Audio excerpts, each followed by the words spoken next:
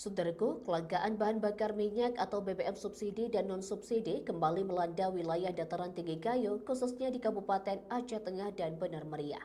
Antrean panjang kendaraan roda 4 dan roda 2 di sejumlah stasiun pengisian bahan bakar umum atau SPBU memicu keresahan dan mengganggu aktivitas ekonomi masyarakat hingga saat ini.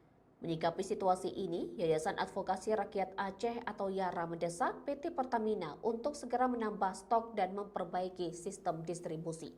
Kepala Perwakilan YARA Benar Meriah, Muhammad Dahlan kepada Tribun Gayo pada Kamis menyatakan bahwa berdasarkan hasil penelusuran kelangkaan ini terjadi akibat keterbatasan pasokan dari Pertamina ke SPBU di dua kabupaten tersebut.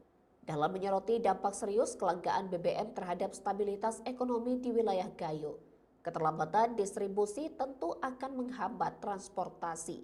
Selain itu, Yara juga menyoroti distribusi BBM bersubsidi, Pertalite dan solar yang dinilai tidak merata.